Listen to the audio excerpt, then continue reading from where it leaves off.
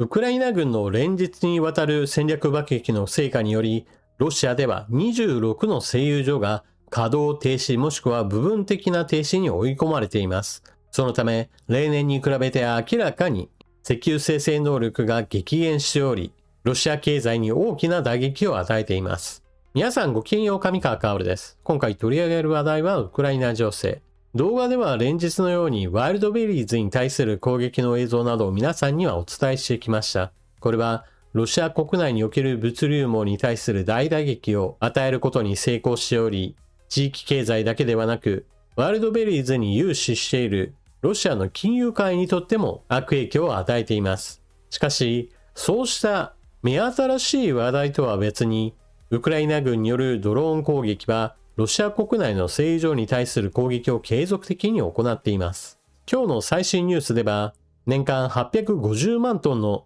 処理能力があるチルラン製油所に対する攻撃が成功し、施設から黒煙が立ち上っています。あまりにも日常化したこうした戦略爆撃の成功ニュースは、日本ではほとんどの人が知らないのが現状です。しかし、報道されていなかったとしても、現実の問題として事態は推移しています。ブルームバーグの報道によると、こうしたウクライナ軍の連日にわたる戦略爆撃の結果として、ロシア国内で26の石油生成関連施設の稼働状況が悪化しています。その結果については、かなり劇的なものとなっています。例年ロシア国内における石油生成能力は、ある一定水準に保たれていました。過剰生産しても意味がありませんし、過小生産は当然のように燃料不足を招きます。ですから、例年ある一定水準を守って石油の生成が進められてきました。しかし、2026年はこうした状況から明らかに逸脱しています。最新の情報によれば、2026年7月の石油生成処理実績は、その前の月に比べて1日あたり15万バレル減少したとのことです。こうした石油生成能力の低下は当然のようにロシア国内における燃料不足と燃料価格の高騰を招いています。そして産油国であるにもかかわらず海外からの輸入を増加させなければなりません。ロシアは制裁下にあるために原油を輸出するときには上限価格の制裁を受け大きく稼ぐことができません。一方で輸入する際には今度は国際市場価格で買わなければならず貿易状態が悪化することとなります。また燃料不足を悪化させるためにもウクライナは前線地域における燃料輸送車への攻撃を優先的に行っています。ロシア軍はこうした攻撃に対抗するために燃料輸送車に1両ずつ機関銃などを搭載した移動防空隊をつけるようにしました。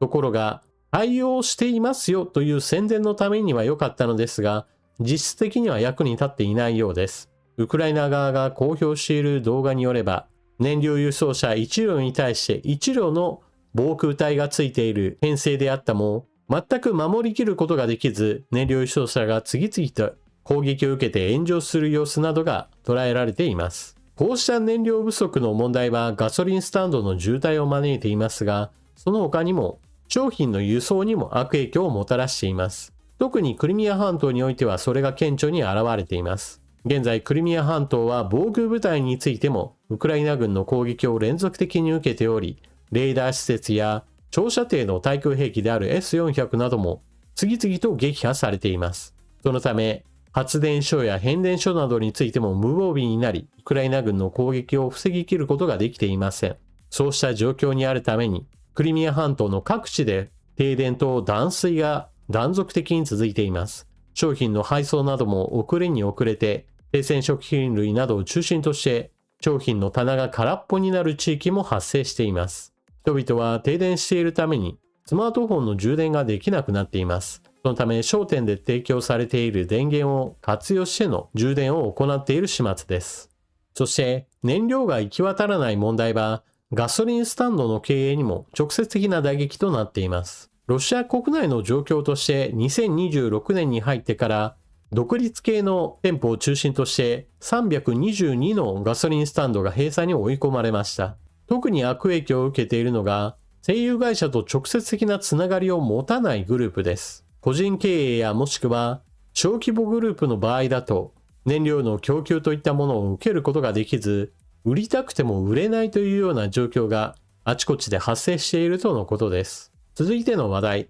ロシア版 Amazon、e コマース大手、ワイルドベリーズの物流倉庫に対する攻撃。最新のニュースです。ロシア第2の都市サンクトペテルブルグの近郊にある物流拠点がウクライナ軍の攻撃を受け大炎上しました。今回の攻撃に関しては、かなりの黒煙が上がっているにもかかわらず、政府当局の発表としては、すでに火災は鎮火しており、被害の拡大は免れたとしています。ただ、そうは言っても、全く無傷だったというわけではありません。そもそもこれまでの攻撃の累積として、すでにワイルドベリーズの損失額は5000億円に到達したとの報道があります。これは施設そのものの被害だけではなく、施設が抱え込んでいた商品それらについての損失額の合計です。ワイルドベリーズの物流拠点には、自社の持っている商品だけではなく、販売委託をしている業者の商品なども大量に抱え込んでいました。これらの商品について、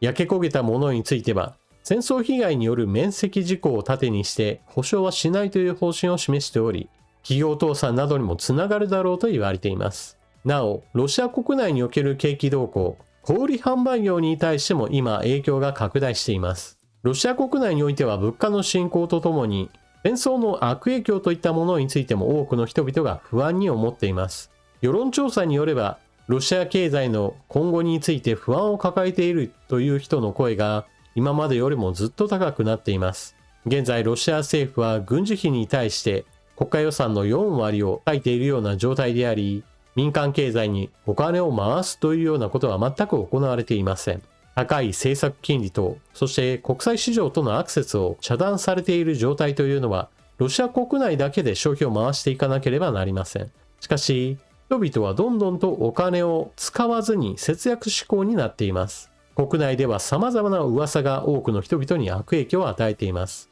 銀行に多くのお金を貯め込んでいると、ある一定額以上については国が接収する危険性すらあると、まことしやかに言われているぐらいです。実際に実行されるかどうかはわかりませんが、そのような噂が駆け巡った時に、そうかもしれないなと真剣に考える人が多く出ているのです。そのため銀行預金額については流出が続いています。人々は現金志向が高まり、それでいて溜め込んだお金をなるべく手放さないようにしているのです。そうした消費動向の変化といったものは小売業に対して大きなダメージとなり、小売店の連鎖的な倒産といったものを招いています。続いては、ウクライナの海上輸送網に対する攻撃の影響について、新しいニュースが入っています。ウクライナ軍はアゾフ海及び黒海のロシア側輸送船に対する攻撃を継続的に行いました。その攻撃総数は150隻以上。ウクライナ軍のドローンの攻撃力は決して船そのものを沈没させるほどではありません。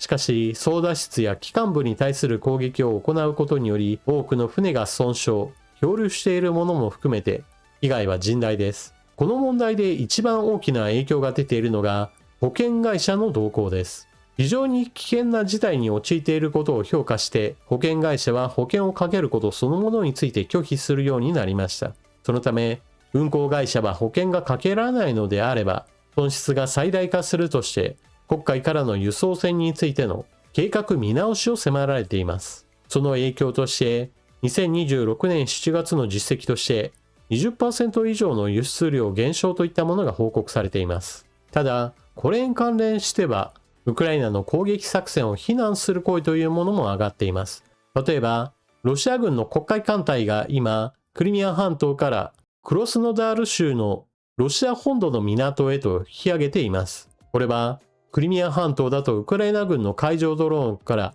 次々と攻撃を受けてしまうがために、より遠いところまで避難しているためです。また、ロシア南部のこの地方においては、石油の輸出港なども大量にありますから、ウクライナ軍が継続的に攻撃を行っています。攻撃手段は大型のドローンです。ウクライナ軍はこうした軍施設やもしくは石油関連施設などに対する攻撃を集中的に行うことによって成果を上げています。しかし、その通り道というものは決して安全というわけではありません。例えば、そうした目標物に向かう途中の海岸線において、ロシア軍がウクライナ軍の大型ドローンを撃墜しました。銃撃を受けたウクライナ軍の大型ドローンは多くの人々がいる浜辺に墜落しました。これによりロシア人の海水浴を楽しんでいた人々の3人が亡くなっています。BBC はあたかもウクライナ軍の大型ドローンがこうした砂浜の観光客に対する攻撃を狙ったかのようなタイトルをつけて記事を報道し、それもまた日本へと流れてきました。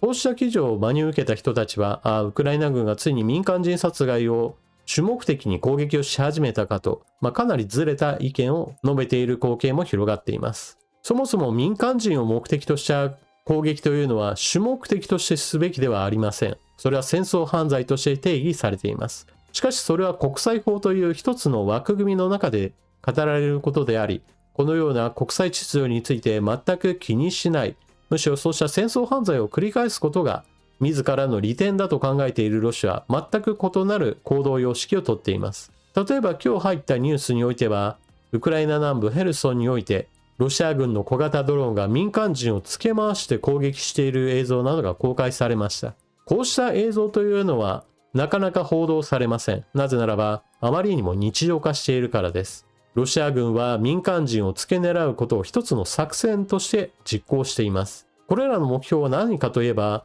そもそもその地域のウクライナ人に恐怖を与え、これらの地域からすぐさま立ち去るようにと強制しているのです。あまりにも繰り返し行われる攻撃により、人間サファリなどというような呼び方なども付けられています。小型ドローンといえども、そこにはカメラがあり、操縦手は映像を見ながら標的を選ぶことができます。最初から民間人を狙って攻撃するロシアに対する非難を忘れて、一方においてウクライナを一方的に非難するというのは私は違うと思っています。続いて、ウクライナ側の動きで大きく誤解されている報道がありました。ウクライナのゼレンスキー大統領は、各国駐在の大使をウクライナの首都キーウに集めて演説を行いました。その中の一つとして、日本に対する支援を感謝しつつも、同時に本来実現できるはずの大きな支援を実現できていないということを不満に述べ、各国大使に対して対日外交を強化するようにと指示を行いました。